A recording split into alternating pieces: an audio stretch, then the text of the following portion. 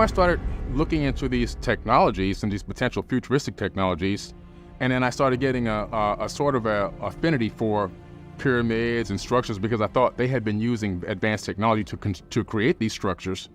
I started realizing that some of these things may have been made from an advanced civilization that maybe had a technology that was higher than ours. So I started looking deeper into it, and the deeper I got, the bigger the rabbit hole got, and I began to realize, logically to me, that some way we had been visited in the ancient past. So I went down the whole new rabbit hole of ancient civilizations, which keeps bringing me back always to advanced technology.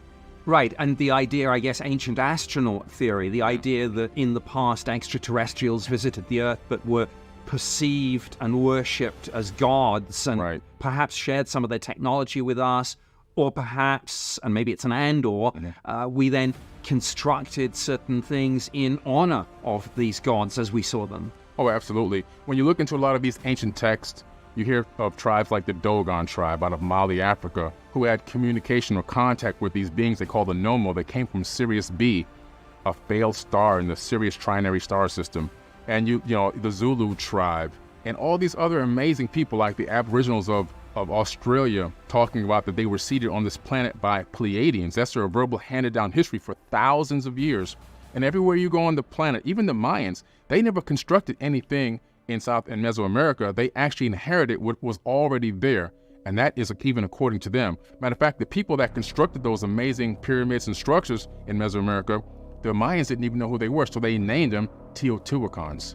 So these scriptures and these texts and papyruses that have been left behind by ancient cultures have really told us about these ancient visitations by what appear to be ancient astronauts that have in some way influenced and left architectural floor plans for civilizations to rebuild. And you mentioned the Dogon. The story, do I have this right? That they have in their culture knowledge of either a star or a planet that you can't actually see with the naked eye? Yeah, the star that these Nomo claim that they come from, it actually is a white dwarf. It's a star that ran out of fuel. And you can't see it right now with the naked eye. We can only see it with an observatory, but we couldn't see that until somewhere around the 1970s. And so it's pretty interesting that the Dogon for thousands of years had already known about this star. They even knew about the shapes, the sizes, and the planets in our solar system and specific star alignments that happen over different years and when to plant and harvest and everything else. All that knowledge was given to them by the Nomo. First contact. It's happened. Yeah. What do you think it's going to look like in real life? Day one, week one, month one? Day one is going to be very interesting. What you'll find is that social media will literally explode and then it will implode. The word now, because information gets spread around the world so fast, the word will be spread instantaneously. Images, pictures, news, clippings, and everything else. The world will be in a frenzy. Everything will come to a complete halt. Nobody will be working. Nobody will be flying. Everything will completely stop. Flights will be canceled. Transportation. Everything will come to a halt, and people will be talking specifically just about this. And then the majority of people will turn to government to hear what do they have to say. That's day number one. Within a week, I think religion is going to take a split.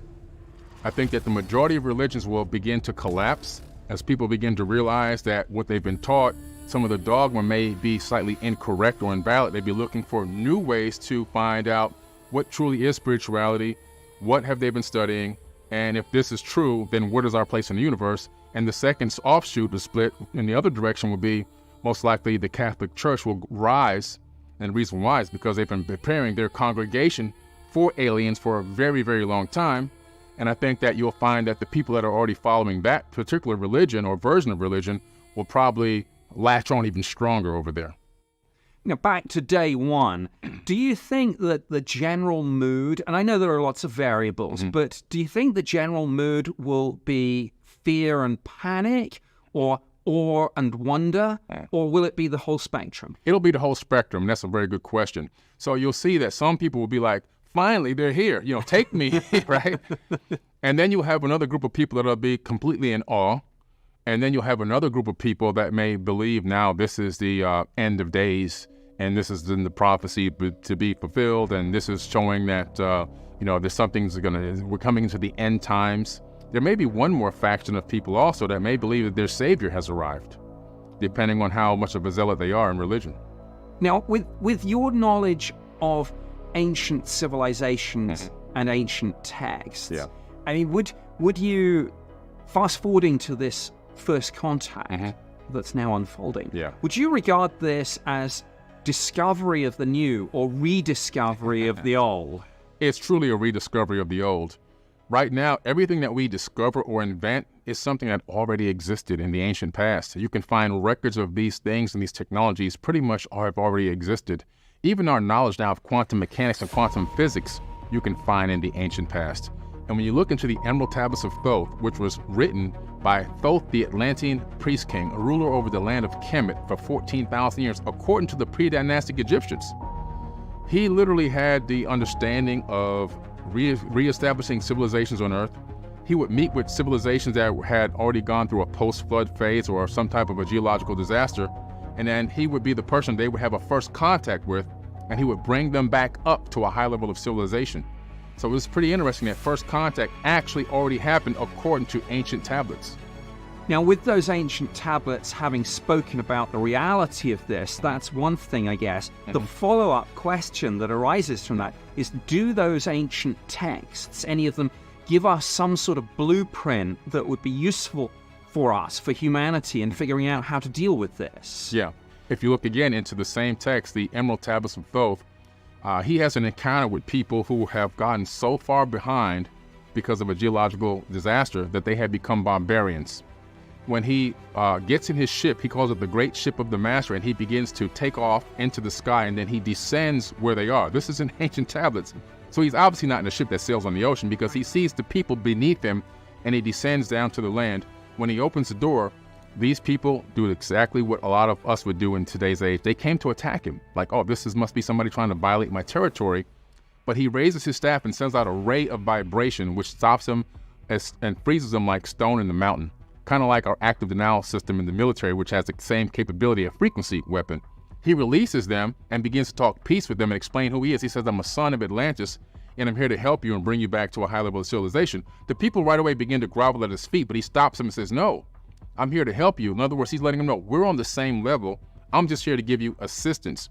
And so what we can take from this is, if we do have this contact experience and these beings arrive, there's a potential that they could be benevolent or benevolent. We don't know. However, if they are benevolent, they could be here to help us and assist us to get to the next level. And for us, the message that we have is to realize that they're not gods. They are just like us, however, with more knowledge and more understanding, maybe spiritually and technologically. And it's for us now to become students. And when the student is ready, the teacher will appear. As well as being an expert on ancient civilizations and texts, you actually are a space entrepreneur. Yes. And you're particularly interested in things like alternative propulsion systems. Now, what's your best take on what that system might be? Yeah. How would they be getting? I mean, we just do chemical rockets. What Right. do you think their propulsion system is? And could we, humanity, acquire that for ourselves, and would that obviously enable us to voyage to the stars? Right, exactly. I believe there's a twofold question and twofold answer. So in terms of the technology they're using to travel vast distances in space, most likely they're finding a way to use space warping technology. In other words, the best way to travel multitudes of the speed of light is to be able to use a warp where you actually are like an actual object sitting on top of a tablecloth, and the tablecloth is being pulled. That way, you actually are never moving. The tablecloth is moving. The tablecloth represents space. So if the tablecloth is moving, it can actually literally move multiples of the speed of light without violating Albert Einstein's theory of relativity. And so now, the warp drive, what it does, it shrinks space in front of the ship and expands space from the back. Well, you need a lot of antimatter, which happens for us to be right now one of the most expensive things on the planet. 1 gram of antimatter is about $62 trillion, and the total net gross volume of the world is 88 trillion. So 1 gram almost costs as much as the world economy.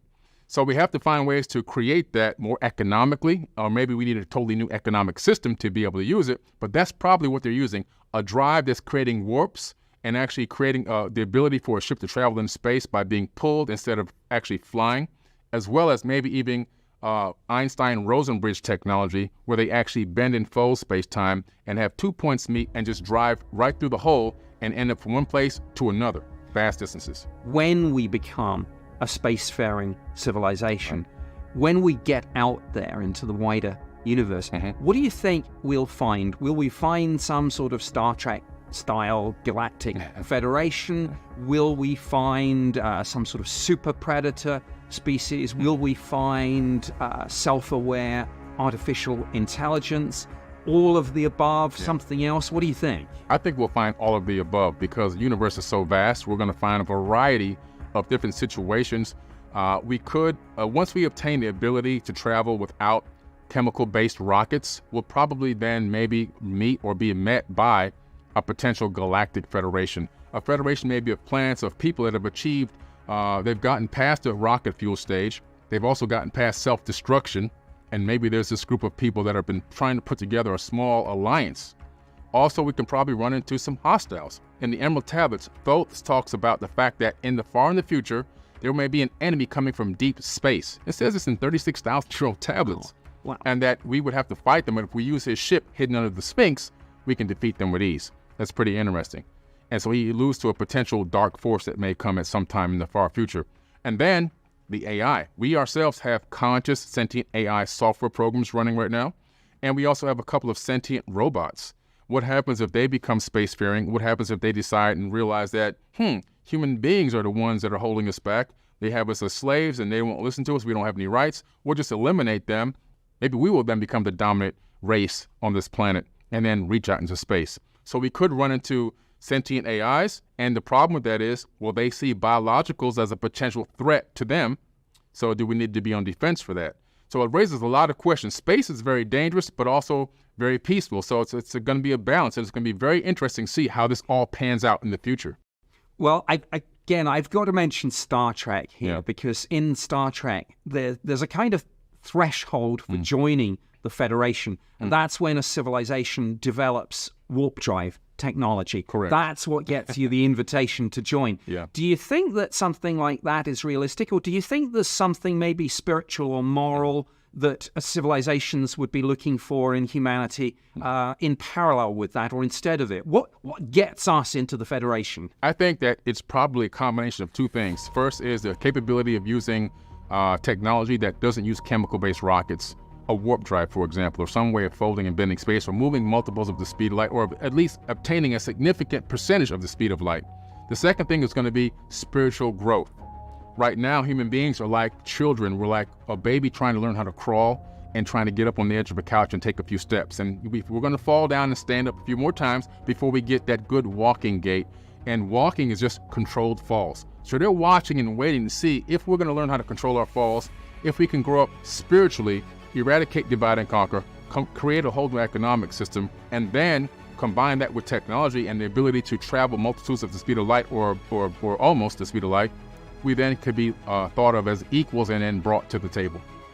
Again, talking about the technology of this, looking back through human history, there have been pivotal moments, I think, in our development. The Industrial Revolution, the way in which the motor car superseded the horse and cart, powered flight, the computers. What do you think alien technology might look like, and how do you think it might impact world economies? Alien technology is going to look like magic, okay? Because it's going to be two types. Some technologies will be actually built into the aliens' bodies. And so for us, from people from the outside looking in, and look like they're magical or godlike, but it's just a combination of technology that works with their consciousness, sort of a spiritual technology. And then they'll also have technology that will also look magical, like Star Trek replicators. Imagine if every household had their own replicator at their house to replicate food, tools, and supplies. That means economies would need to shift completely and completely be rewritten. Imagine if everyone had their own power supply right at their own house, be a professional motion generator or some type of zero-point generator.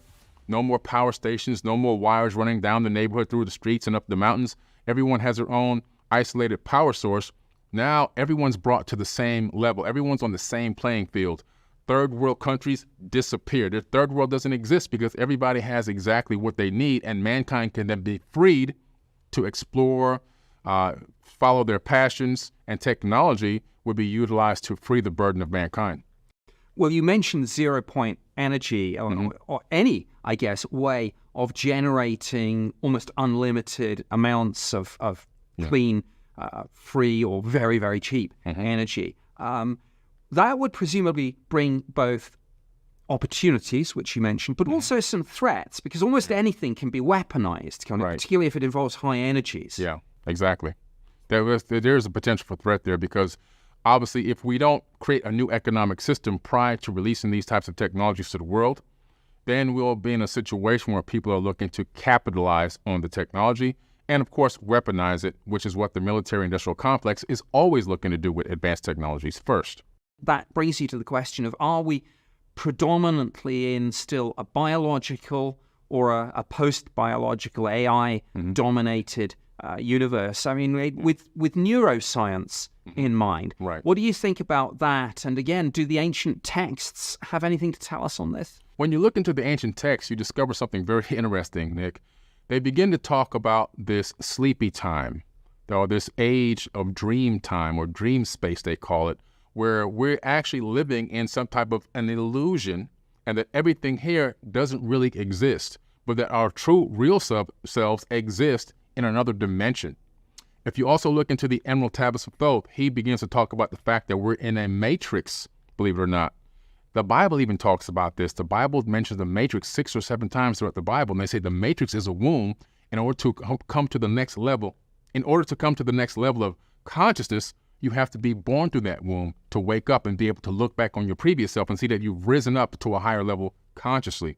So the matrix is true and real to these ancient cultures, and I believe that we're living in an age right now, we potentially could be living in a fractal holographic matrix or a universe. This entire universe could be a matrix of light, and it doesn't mean that we're not real, but what it does mean is that the creation method or the technology used to create this is some form of a quasi-crystal light matrix, and we ourselves are living out a life here in this dimension, but our true selves could be in a much higher dimension that Thoth talks about in the Emerald Tablets. Well, now, how similar is that to the idea of simulation theory? Oh, it's extremely similar. Actually, it's the same thing, simulation theory, that we may not even be close to base reality. And Professor James S. Gates, Jr. Of the University of Maryland, he's an expert in supersymmetry and theoretical physics, and he put together an amazing team of scientists to analyze what is going on in this soup that we're living in called the universe, and they discovered something very interesting. They discovered that we are living in something called a matrix, and the reason why is because at every unit of Planck space around us, there's something called Adinkra codes. The same Adinkra codes talked about by the Dogon tribe in the ancient past. When you take those symbols that the Adinkras, the Dogons wrote, these Adinkras turn into 3-dimensional substructures, which are mathematical codes called error-correcting codes. These error-correcting codes that we find throughout space-time are the same exact error-correcting codes that run search engine web browsers, websites, and even your cell phone. Well, now, if we are in a simulation of some sort, I mean, I have heard rumors that certain tech billionaires in Silicon Valley and elsewhere believe that and are actively trying to break us out of the matrix. What do you think about that? Or what do you know about that? I know a lot about it. It's pretty interesting. You know, it's a pretty interesting concept, because I think the Matrix movie itself, or that series, was like a documentary. I mean, I truly believe that, because it seems as if our consciousness doesn't originate in the third dimension. It seems as if there's a stream of consciousness coming into this dimension, and our avatar bodies are actually receiving it and picking it up. That there's only one source, but that source has broken itself into different frequencies. In other words, I'm 99.1, you're 99.2, so forth and so on. And that there is really only one entity here that is experiencing itself subjectively through trillions of entities, even because on an atomic level, it can even be a rock, a blade of grass, a flower. It's experiencing everything subjectively, and we're living out consciousness as a person. I'm Billy Carson, you're Nick Pope. We're experiencing it ourselves, but it's just us transmitting back. What is it like to be Billy? What is it like to be Nick? And so it's exploring itself through us. It sounds like the universe might be many, many times more complex and multifaceted and mysterious than even theoretical physicists pushing the boundaries of our knowledge, looking at things like hidden dimensions, may realize. Yeah.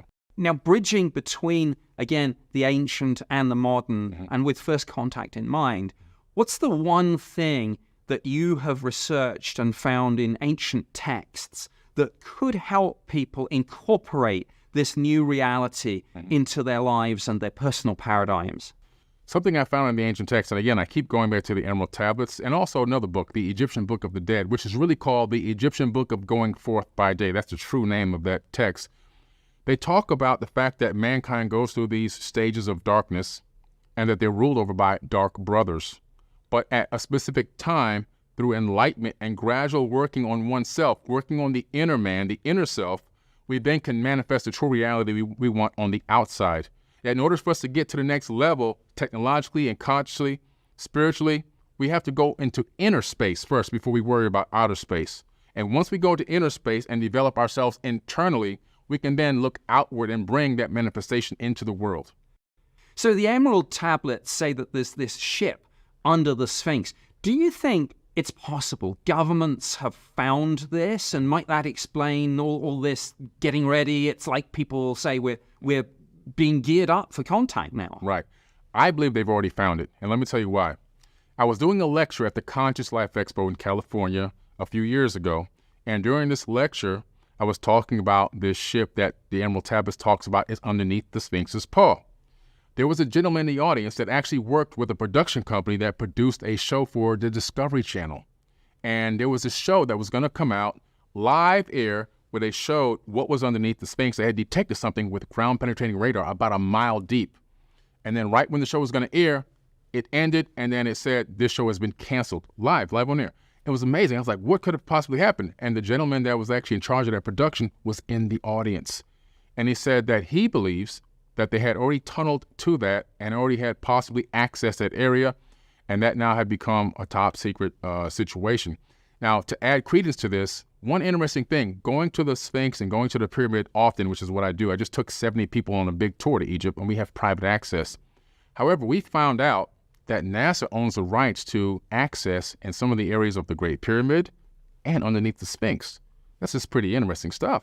NASA, right? NASA. Wow. And you know, people talk a lot now about there being factions here. One faction wants to disclose, one faction doesn't. Right. Do you think, again, that whole situation plays into this? It's like one side is prepping us for contact, but another side still wants to keep this secret somehow. Right. There seems to be this dichotomy where one side really wants it and one side doesn't. And the side that doesn't, I believe they're being influenced by financiers, major corporations, elite oligarchs that want to maintain the existing power structure for more generations for their future legacy. They don't want to see that disappear, because now their future legacy for their future generations, it's going to be gone. Like, what are their future offspring going to be doing? How are they going to have financial means? This is the only thing that we know, and it's been like this for thousands of years. And if we change this, then what does my future look like for my family? So they want to keep the status quo, and others want to obviously disclose this information. But I think the pressure's building, and it seems to me that the lid's going to blow off. Yeah. The lid's definitely going to blow off. Everything has to change over time. It's just the way the world works. It's entropy. It happens. Natural change is going to occur. You can't stop it. And, so everything starts off in an ordered state, moves to a disordered state, collapses, and then starts back at an ordered state again. There's been no empire that can persist forever. Even the Roman Empire collapsed. So that tells you, hey, this is going to change as well. Billy, this is absolutely amazing information. Thank you so much for sharing it. Thank you. It's been a blessing to be here.